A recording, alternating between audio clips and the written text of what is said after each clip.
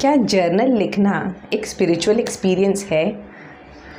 क्या इससे हमारे दिमाग में या हमारे मन में जो स्पिरिचुअलिटी को लेकर एस्पेक्ट्स है, क्या वो डेवलप हो सकते हैं?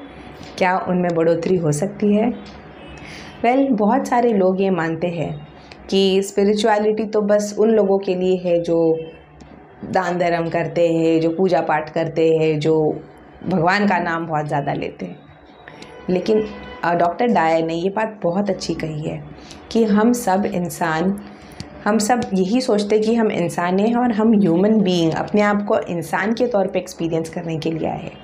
लेकिन डॉक्टर डायर ने ये कहा कि हम सब स्पिरिचुअल बीइंग्स हैं जो इंसान बनकर स्पिरिचुअलिटी को एक्सपीरियंस करने इस दुनिया में आए हैं, और हम सब पूरे ही वक्त स्पिरिचुअल होते हैं।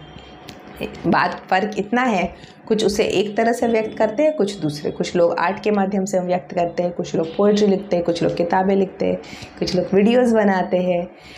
कई सारे लोग हैं जो अपने आप को, जो स्वाभाविक आपका एक्सप्रेशन है, जब वो बाहर आता है, आप जो हो जब वो बाहर आता है, वही स्पिरिचुअलिटी है।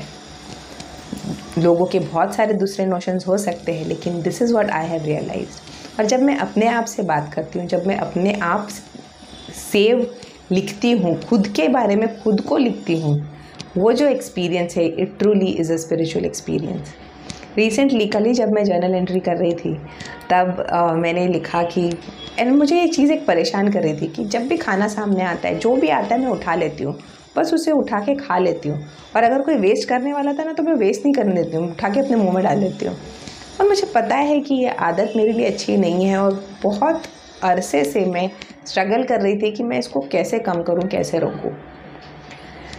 फिर मुझे रियलाइज़ हुआ, जब मैंने ये जर्नल में लिखना शुरू किया, तब मुझे सडनली रियलाइज़ हुआ, जैसे मैं लिख रही थी, कि मेरे बचपन से ही ये चीज़ चले आ रही है। और मैंने मम्मी पापा से 2 अलग अलग चीज़ें सीखी। पापा ने बताया कि कभी खाना वेस्ट नहीं करना चाहिए, वो हमेशा देखते थे कि हमारे प्लेट में जो खाना है वो ख़त्म हो। वैराज मम्मी कई बार अच्छी अच्छी चीज़ें छुपा के रखती थी, हमें देती नहीं थी, और हम लोग हमेशा उसको ढूंढते थे और चोरी करके खा लेते थे। अब हुआ क्या है, ये दोनों अलग चीज़ें हुई, राइट। एक जगह ये भी मैंने देखा कि हाँ बहुत खाना है, खाओ, और एक जगह ये भी लगता था कि हाँ नहीं है, और इसमें जो मिला हम खाते गए, और मैंने वही किया, और वो पैटर्न कंटिन्यू होता रहा। अब जबकि मुझे ये बात रियलाइज़ हुई जब मैं लिख रही थी, जब मैं अपने ही सवाल का जवाब लिख रही थी, तब मुझे रियलाइज़ हुआ कि इस पैटर्न को ब्रेक करने की ताकत भी मुझी में है। मैं ही ये जो सिलसिला चलता आ रहा है, इसे तोड़ सकती हूँ। और जब मैं इसे तोड़ूंगी, तभी तो सही मायने में बदलाव आएगा।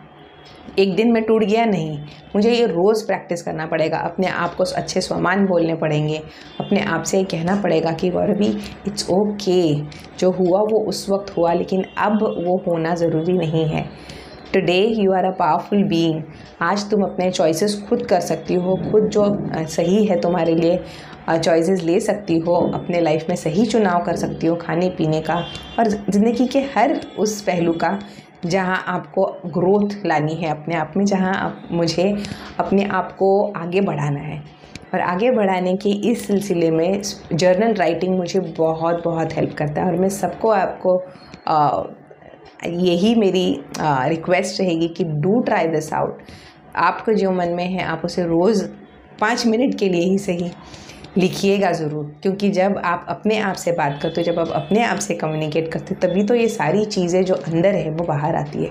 और ये उतनी डरावनी नहीं है। शुरू में मुझे डर लगता था, पता नहीं क्या अंदर से बाहर आ जाएगा, पर यही डर बहुत सारे लोगों को सिर्फ कंफर्ट जोन्स के अंदर रखता है। लेकिन जब हम अपने आप को चैलेंज करते हैं और इसके आगे जाते हैं, तभी तो हम सही मायने में ज़िंदगी जी सकते हैं। और यही ज़िंदगी का जो जीने का सही तरीका है, यही तो स्पिरिचुअलिटी है, that you do what is right. आप वो करो जो आपके लिए सही है, जिसमें आप क्रिएटिव हो, जिसमें आप अपनी इमेजिनेशन को डाल सकते हो, जिसमें आप सच्चाई की तरफ जा सकते हो। और जर्नलिंग प्रैक्टिस एक बहुत अच्छा आंसर है इन सारी चीज़ों का। So yes, for me journaling एक स्पिरिचुअल एक्सपीरियंस है।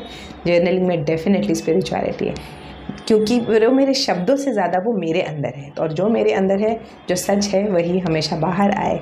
यही मेरी खुद के लिए कामना है और आप सबके लिए। Do try this out and let me know in the comments कि आपको इस वीडियो के बारे में क्या लगा। Thank you.